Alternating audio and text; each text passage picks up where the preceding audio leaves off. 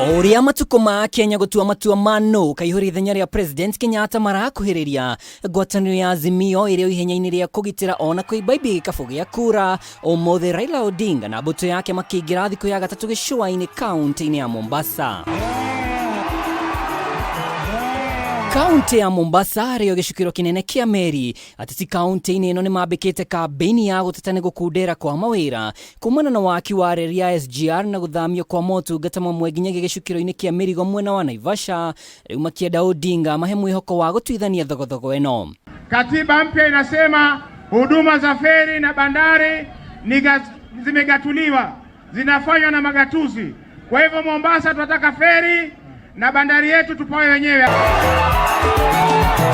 Odinga oete mweke uyu gukirira munini wa President William Ruto akiuga we ari umwe ware mendekithirie kwambiririo gwa gicukiro kia Naivasha. William Ruto alikuja hapa akasema ati bandari imeenda, sivyo? Alafu anasema bandari imerudi. Huyo si ni mrongo. Yule jamaa hamwezi kumwamini. Akija Mombasa anasema bandari imehama.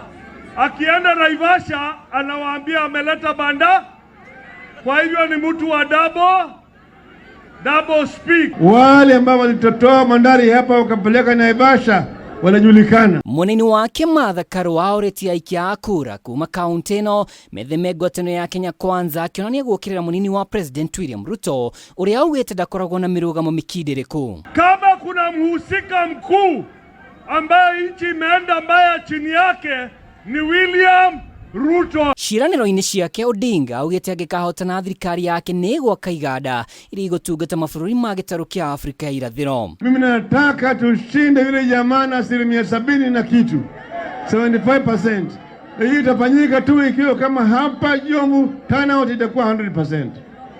Jomvu na Likoni na kila mahali. Wa Bangla mnataka shamba yenu na mahali mnakaa ilindwe ndivyo msifurushwe tena. Basi sisi zote tupigie rais mtarajiwa ambaye ni Raila Odinga. Muthenya wa rucio Odinga na mbuto ya Azimio magatwara kambeni ciao kaunti-ini ya Kilifi. Kiribotera Kameme TV rĩtwa rĩakwa nĩ Mwaura wa Ndung'u.